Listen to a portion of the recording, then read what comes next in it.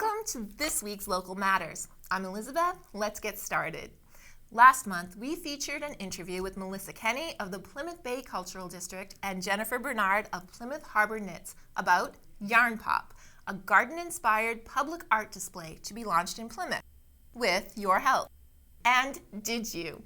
Knitting needles, crochet hooks, felting, and craft supplies were put to work throughout the historic district, where whimsical flowers, vines, and other garden elements now truly make Plymouth pop.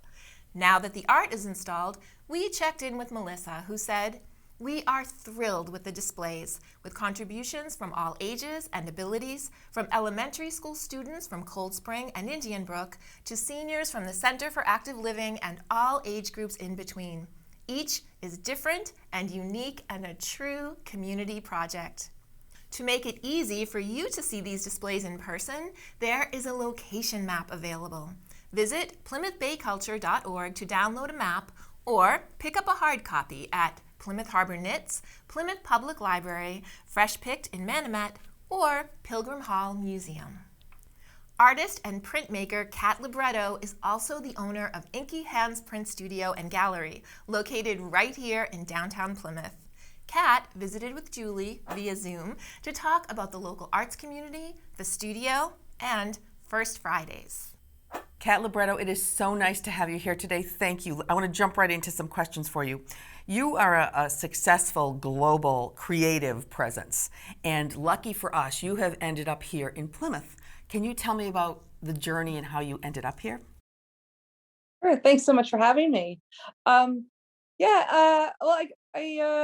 I grew up in New Jersey, and I grew up coming to Cape Cod and Nantucket as a child and a teenager, and into my early 20s. I spent a lot of time on the South Shore, and a lot of years went by. I ended up in London. I ended up in Dallas, and it was calling me back. The ocean just kept calling me back, and in my heart, I knew I needed to be in a community, one where the arts were valued, one with a walkable downtown, one by the sea, one with small businesses, and Plymouth just really it checked all the boxes, and it felt like Plymouth kind of opened its arms up to me. It chose me in a way. Yeah.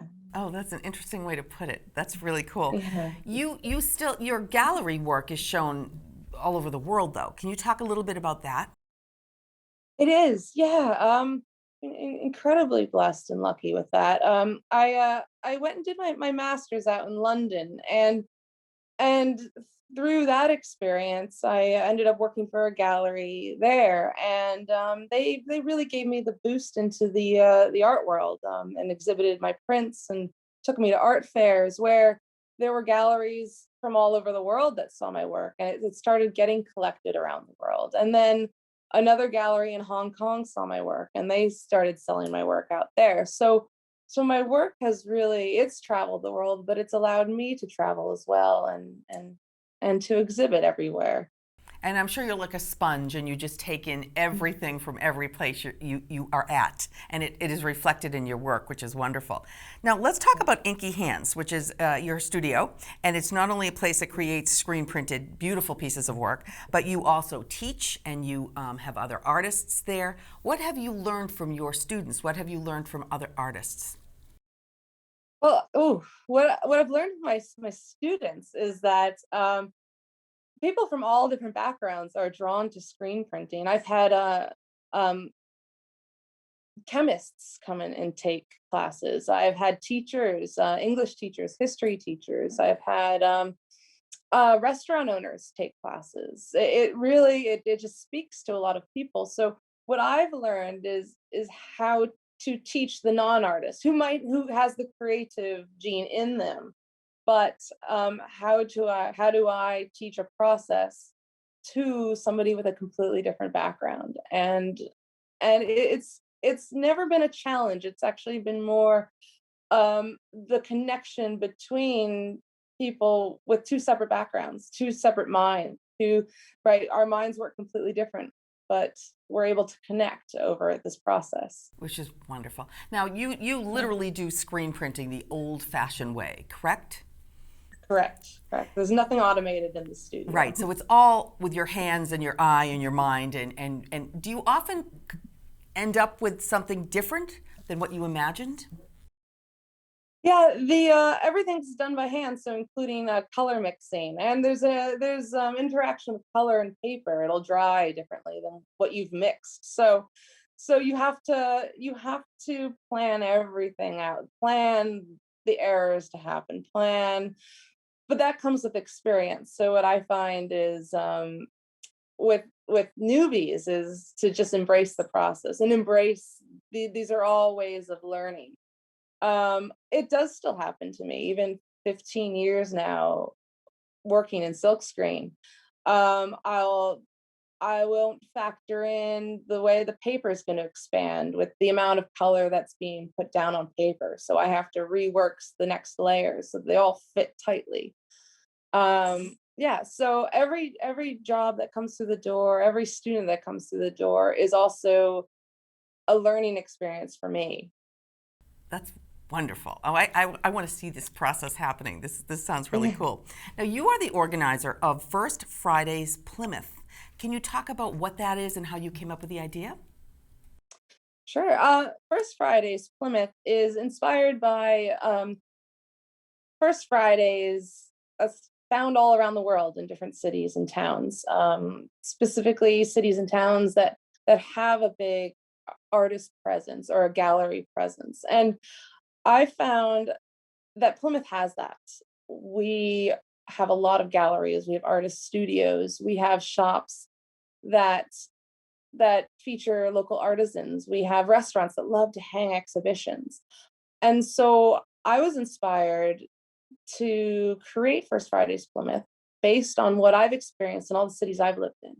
It's an evening of arts and culture where these doors stay open late, so visitors can go from establishment to establishment, almost creating a gallery hopping type of evening, and take in more than one exhibition. They can just move along and just be inspired by so many different pieces, so many different exhibitions, so many different artists. Can they actually see the artists at work during this time? Are some of the artists actually doing their craft? Some of them, I would say Jesse Fries and Eddie Murray of the art shop, they are constantly creating in their space. So they are most likely to be at work when the visitors come in. Even Maya Royal, her studio is full of her beautiful creations, her beautiful pieces, and she has a working studio. My studio is located in the back, so Inky Hands has a gallery and then a studio in the back, and in the future we'll be having some live printing and workshops, so you'll be able to see screen printing live as well. Wow.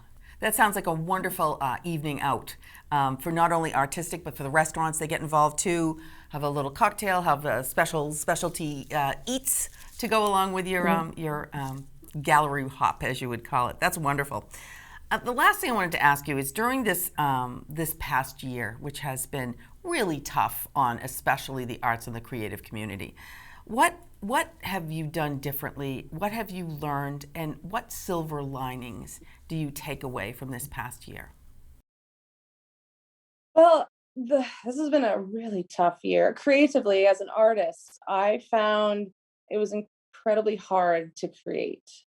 I ended up focusing on the publishing side of Inky Hands. So I invited a lot of artists in and created for them. So I made prints for them.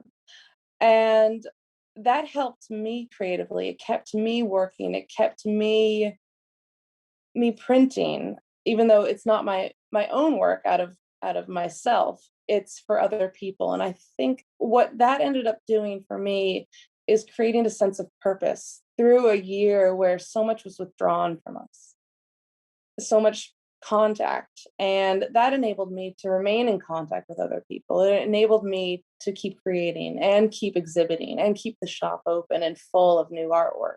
Oh, that's great. So you pivoted your whole business plan, really, your business strategy, but you stayed involved with your passion, and you helped other people at the same time. So what a wonderful silver lining that is. And we thank you so much for being here today, Kat. This has been wonderful. Can't wait for Plymouth First Fridays. And have we had our first one?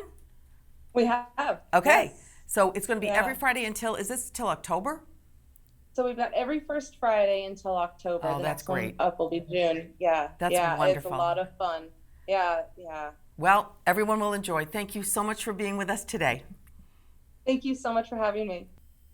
To check out the studio and gallery, visit inkyhandsprintstudio.com or take a walk downtown and stop in. Join Rebels and Rods and the Kingston Collection for the second annual Food Truck, Car Show, and Farmers Market Festival on May 22nd. The day begins with a free classic car show until noon. The Food Truck and Farmers Market kicks off at 11 a.m. and runs until 4. Funds from the suggested donation of $5 per person for the food trucks and farmers market will help provide another year of holiday memories for local disabled veterans. The first food truck festival in 2020 raised over $3,000, which brightened the holidays of 4 families in our community. Kids under 12 are free. Erica is here with In the Schools. Families, friends, and community members are invited to dig out their holiday lights to decorate their houses and yards with red and white lights to celebrate the graduating class of 2021. Beginning today, May 14th through June 4th, residents in Halifax, Kingston, and Plympton are encouraged to show their Laker pride and help us celebrate our seniors. Share the news and let us light up the lake and show our Laker pride. In a recent episode of Silver Lake Regional High School's podcast, Capsized, students interviewed Senora Drew about what it's been like to teach remote all year. She's been a teacher for 10 years, but with the initial switch to a remote setting, she said it was like starting all over again as a first-year teacher. There are 16 other episodes that have been produced since last year, and these students have done a phenomenal job with conducting these interviews while connecting with teachers on a diverse level. To listen to whole episodes of this podcast, go to Laker TV on YouTube. Congratulations to the 65 newest members of Pembroke High School's National Honor Society, who were inducted on May 5th. Due to the dedication of the National Honor Society advisor, Ms. Niffen, and led by the National Honor Society president, Marley Casford, the event ran smoothly. Congratulations to the families as well. The event was streamed live on our educational channel on Comcast 14 and the Titan TV YouTube. We hope that you found the event fulfilling, even if you could not be with us in person. A recording of the event is still online. As many of you know, recently some of the COVID-19 restrictions have been, or scheduled to be, lifted at the state level. While this is a sign of good things to come, we must continue to proceed with cautious optimism. Pembroke High School is pleased to now allow spectators to their outdoor athletic events, and later in May, will be hosting a series of musical concerts. Please remember that mask wearing and social distancing is still required while on school grounds. The progress that's being made is so encouraging, but we want to ensure we continue to trend in the right direction. Spectators, please remain masked, even outdoors, and maintain a distance of 6 feet from non-family members. Elizabeth, back to you. Thanks, Erica. Last month, we had the chance to talk to Mike Joshua, Mike McCarthy, and Jordan Shabbat on the Plymouth Parklets on Main campaign. To refresh your memory, this campaign provides restaurants on downtown Main Street with the supplies and support necessary to install 6-foot by 8-foot parklets, which will allow eateries to serve patrons outdoors. We're happy to say that we have an update. Thanks to the generosity of Tiny & Sons owner Peter Brown, Speedwell Tavern has their very own parklet. In addition to Speedwell, Roll Street Tavern and 39 Court will also be getting a parklet in the not-so-distant future.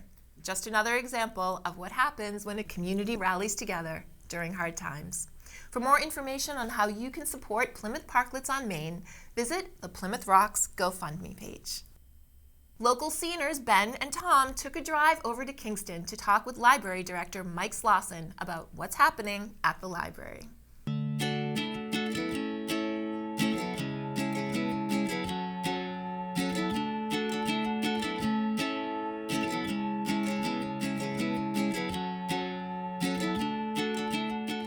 This is our brand new children's room. It's recently been renovated. We have new paint, we got new carpet, we have all new furniture. Got a really nice new window installed into our new playroom. It was a group effort to get this room completed, and it's almost complete. We're almost there. Once the playroom is open, that's going to be our room sort of focused on play, and that's going to be for ages 0 to 6 years old. There's lots of things for the children to do here. Number one, of course, they can come in and meet our new head of youth services, Miss Sam, who has a ton of great programs coming up, and their online programs, their in-person programs, which are mostly taking place outside in our tent. Our Lego Club has started up again, which has always been one of our most popular programs. And this month, Lego Club will be on the 21st at 3 o'clock. If anyone would like to see all the programs we offer, they can check out our website at kingstonpubliclibrary.org. Click on the online calendar and you'll see everything that's coming up. Libraries of things are a fairly recent trend in libraries, and we started ours a couple years ago. We started it small with just some Wi-Fi hotspots and a couple other small items, and it ended up being really popular. And this year we received a donation from the Kingston Recycling Committee, and we were able to purchase some more items for a library of things. So you can check out a telescope, you can check out musical instruments, you can check out the Wi-Fi hotspots, you can check out a gardening kit. There's all sorts of stuff, from cooking to video games to digital art. One of my favorite parts about the Library of Things is our party games. So if you're having a party at your house, you can have a party on the library. You want to check out a giant Jenga kit, you can do that. You want to check out a projector and screen to have a movie night outside, you can do that. We have all sorts of fun games, fun activities, and there's something for everyone in there. I encourage people to check out our website, kingstonpubliclibrary.org. They can suggest items that they would like to see in the Library of Things, but also if they have a donation, they have something that they would like to see the community be able to use, we are more than happy to accept those as donations. That's the real goal of this program, is to help people out who may need an item or a piece of equipment, may not be able to afford it, or may only need it once. And why buy it if you're only going to use it once when you can come to the library and check it out. So the Seed Library, I think, is my favorite part of this entire library. We started it a couple of years ago, just like the Library of Things. It started out very small, and it's expanded. We got donations from several seed companies, and what we've done is taken an old card catalog. So some of you who used to go into libraries years ago may remember the old card catalogs that you pull out the long drawers on. So we've taken an old card catalog, and we had a local artist decorate it, and we've stocked it with seeds. And the basic idea behind a seed library is that patrons come in, they take seeds, and they go home and grow them. And then at the end of the year, they harvest their seeds from those plants and bring them back and donate them for the next year, for the growing season in the next year. There's vegetables, there's flowers, there's herbs, there's a little bit of everything in there. And I think another great part about the Seed Library is that there's plants in there and vegetables in there for all levels of growers. So if you want something easy like pole beans, we got that. If you want something a little more difficult like some of the interesting strains of broccoli or some of these other things that may be a little more difficult to grow if you're an experienced gardener, you can take those. One extra thing I think people should come check out is our beautiful courtyard.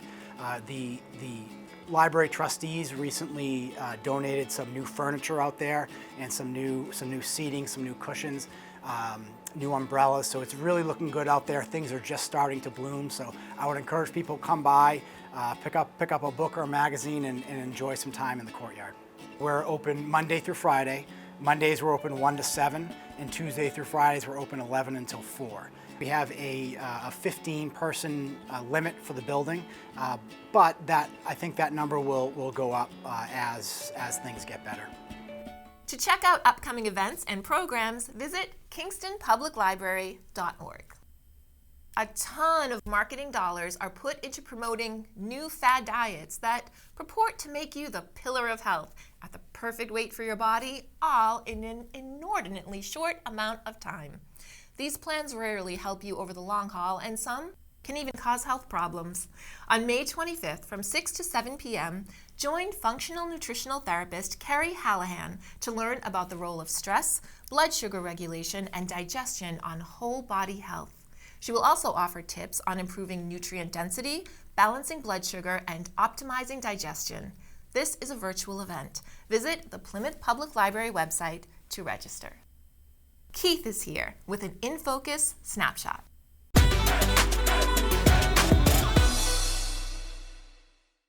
Hi, I'm Keith Hughes, and welcome to In Focus Snapshot, where we take a look at the stories from the state and our communities that you may have missed. The Baker-Polito administration has awarded safety grants to 5 fire departments within the 12th Plymouth district, including Plymouth, Duxbury, Kingston, Plympton, and Halifax. This 5-year safety grant program represents a rounded approach to addressing health and safety risks, giving access to over 100 types of safety equipment. This gear includes protective clothing and washers and dryers to help mitigate exposure to hazardous material and fire byproducts, along with thermal imaging, gas meters, and more. Up at the State House, Senate President Karen Spilka has proposed what she calls a moonshot to reimagine an intergenerational care system that would support workers, particularly women, who have been forced to give up careers to care for family of all ages. Due to the economic impact of the pandemic, the rate of women participating in the workforce has been set back by more than a decade to levels not seen since right after the Great Recession. Senator Spilka has asked fellow Senator Adam Hines, who chairs the new special Senate committee focused on the post-pandemic recovery, to hold a listening session on the caregiving workforce. Make sure to check back here for updates on this story as it develops. Local elections are around the corner, and PAC TV is here for all of it. Plymouth is holding their town election on Saturday, May 15th. In addition to races for the Select Board, School Committee, and Town Meeting reps, residents will be voting on the creation of a charter commission, and if that passes, the 9 members to make up that commission. You can watch the one-on-one interviews with candidates for the Select Board and School Committee and candidate statements for Charter Commission and other positions on PAC TV's website, pactv.org, and PAC TV's YouTube channel, PAC TV Video Share. And remember, you can make your choices heard by voting on May 15th. The Pembroke Select Board has decided to move their town meeting to Tuesday, June 22nd at 7 p.m. at the Pembroke High School. They also voted to move the town election to Saturday, June 26th. Polls will be open from 9 a.m. to 7 p.m. on that day for voters to cast their ballots. PAC TV will be providing live coverage of the town meeting, along with interviews with candidates for the Select Board and School Committee. Stay tuned for updates on when they'll be available. Thanks for watching this edition of In Focus Snapshot. I'm Keith Hughes, and we'll see you next time.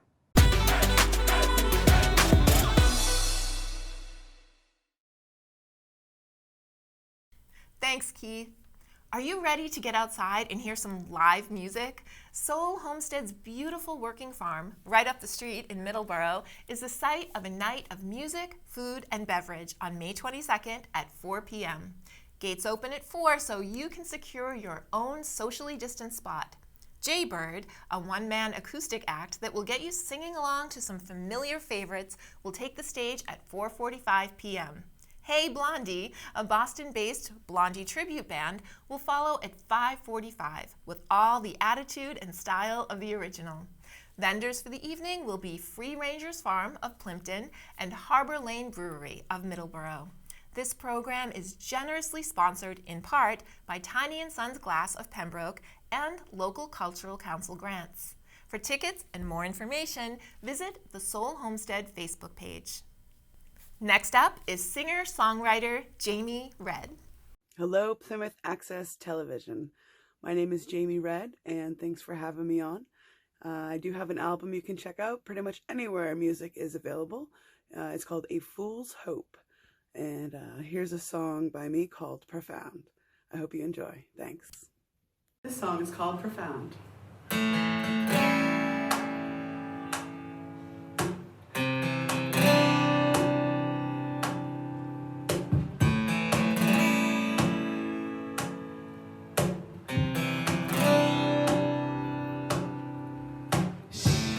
Don't think it's not about the brains you got up in your head. It's so thick, If you were making out with you, you'd understand. But don't blink, 'cause it's here and it's gone.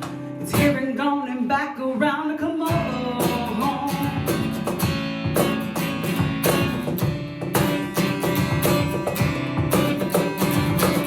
Do you ever feel like you're supposed to?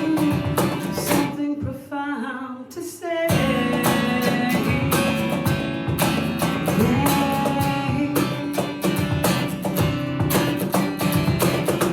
These nights keep on and on. Would you know something profound to say?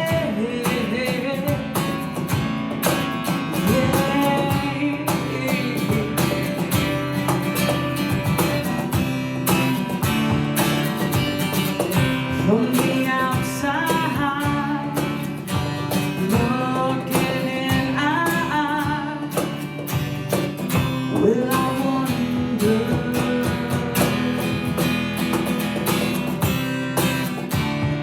Will I ever get the chance to make those people dance? Well, I sure hope so. Back into the swing of things. Then they say, hey, you're supposed to live your life this way. Forget what they say.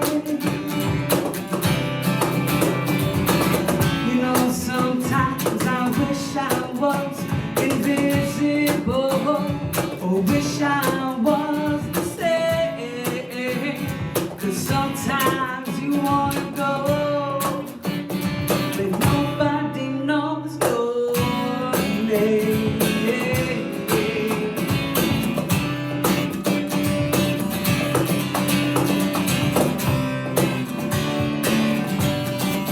From the inside, looking out, will I wonder?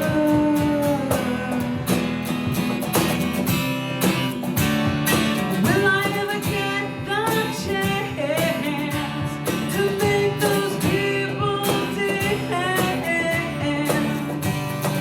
Well, I should hope so.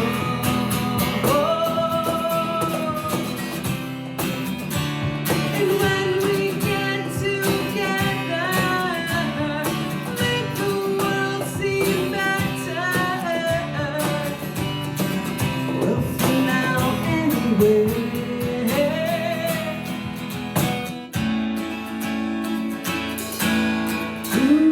Come away with me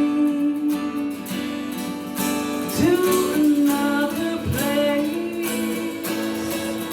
You don't have to be afraid. Take my hand. Yeah, yeah.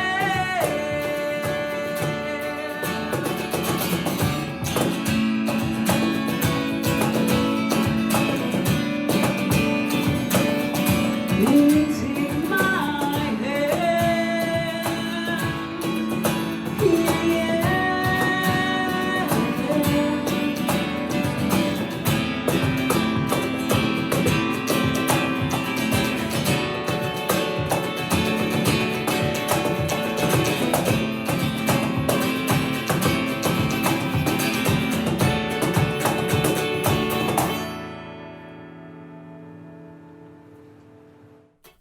Thank you so much, Jamie, and thank you for staying with us for this episode of Local Matters. From all of us at PAC TV, have a happy and safe week.